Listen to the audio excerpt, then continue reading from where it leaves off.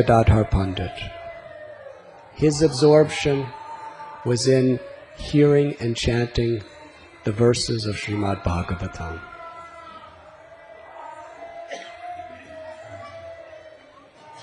Vedavyas compiled the vast treasure of Vedic literatures, but was not satisfied until his guru Narada Muni instructed him to write Srimad Bhagavatam, the Paramhamsa Samhita.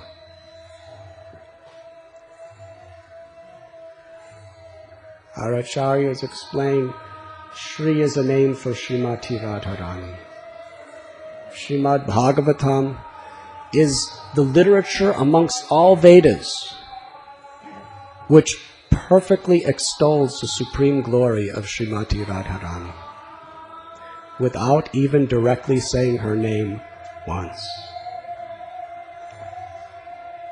Gadadhar Pandit, Vrindavaneshwari herself, resided here, Tota Gopinath, immersed in every sloka of Srimad Bhagavatam. Lord Chaitanya Mahaprabhu, he had a daily routine.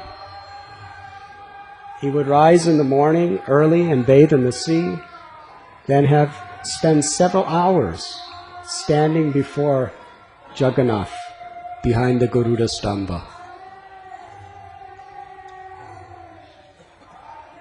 From there he would go to Haridas Thakur's Siddhabakula and spend 2 or 3 hours discussing Krishna with him. Then he would take his noon bath in sea and have prasad.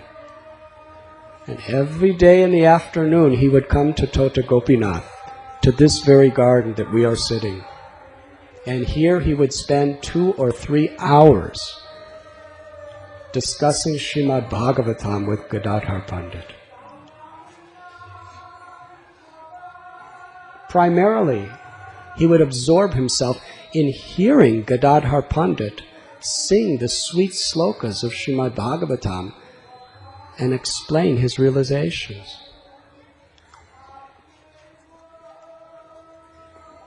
As Chandramauli Maharaj explained, when Lord Chaitanya and Gadadhar Pandit would discuss Srimad Bhagavatam together, as they would read the verses, torrents of tears would pour from both of their eyes, and the confluence of the tears of Gauranga and Gadadhar flooded the ink of the Bhagavatam and made it practically impossible to read. Gadadhar Pandit, who is Srimati Radharani, day and night absorbed in reading the Srimad Bhagavatam. And Lord Sri Chaitanya Mahaprabhu, who is Krishna, who has stolen the love of Gadadhar Pandit so he could taste it personally. Krishna, in the mood of Srimati Radharani, tasting the sweetness of her love. Together they sat in this garden for 2 to 3 hours minimum every single day, absorbed in Srimad Bhagavatam. And how Lord Chaitanya tasted this nectar.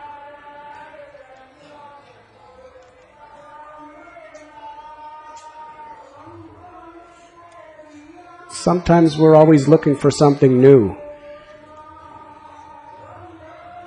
But if we actually have devotion, everything is ever new. If we're dissatisfied with what we already have and we're looking for something new, that is a sign to you that you are a neophyte devotee who is not tasting the substance of bhakti. Because if we're tasting Krishna consciousness, then every time we read a verse of the acharyas, every time we read a passage of Bhagavad Gita or Srimad Bhagavatam or Chaitanya Charitamrita, it is new, it is fresh. It is never, as Prabhupada said, hackneyed or old. Gadadhar Pandit and Lord Chaitanya, when they would sit here, how they relished. It is an example for all of us. Gadadhar Pandit would recite the story of Dhruva Maharaj from the 4th canto. And Lord Chaitanya would say, after the entire story, many chapters, Lord Chaitanya would say it again.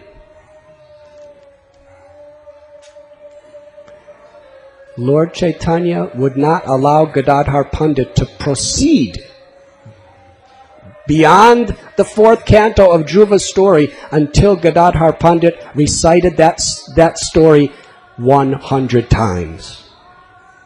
Hare Krishna. Sri Chaitanya Bhagavat says when he recited the story of Prahlad Maharaj, which in Prabhupada's translations and purports, it's an entire volume.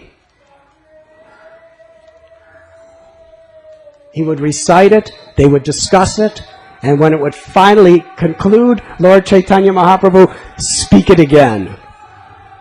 100 times before they continued on. Lord Chaitanya Mahaprabhu, who is Radha and Krishna, who has come to give the highest love of the gopis in the spiritual world to even the most fallen people in this world, took the role of his own devotee to teach us how we are supposed to make spiritual progress. And this is the way. Yes, we must absorb ourselves in the holy name. But Lord Chaitanya Mahaprabhu also taught us to absorb ourselves in Srimad Bhagavatam in this way. Do not take a single word as something ordinary. Srila Bhakti Siddhanta Saraswati Thakur, he told that if you can understand clearly even one word of the Srimad Bhagavatam, you will become a pure devotee and go back home, back to Godhead. That is the power of this scripture.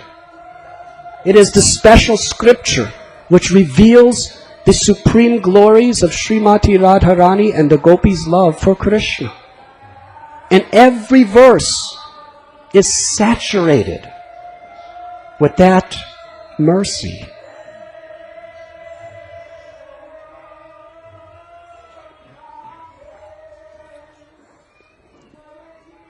For all of our Gaudiya Vaishnav Sampradaya, the temple of Tota Gopinath especially represents to our hearts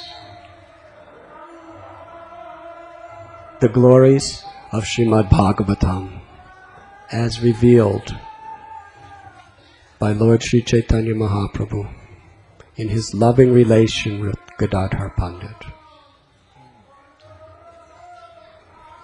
We are sitting in one of the most intimate, loving meeting places of the Lord and his devotees. Chandramauli Swami Maharaj described Srinivasacharya coming here specifically to learn Srimad Bhagavatam from Gadadhar Pandit. A little elaboration on that is Srinivas, his whole life he wanted to meet Lord Chaitanya. Finally, he grew up enough to travel all the way from Jajigram area in Bengal to Puri. It's a long distance. His only aspiration in life was to meet Lord Chaitanya and surrender to his lotus feet. But right when he came to the outskirts of Jagannath Puri, he saw some pilgrims coming out weeping. And they were speaking amongst each other that Lord Chaitanya had disappeared from the world. Srinivasacharya fell to the ground unconscious. They started pulling his hair out, weeping tears. Everything he lived for, everything he aspired for, was gone. He committed himself to enter into fire. There was absolutely no reason for him to go on breathing. But then by the Lord's mercy, he again fell unconscious. Lord Chaitanya appeared to him in a dream and told him, go to the Tota Gopinath temple and study Srimad Bhagavatam from Gadadhar Pandit.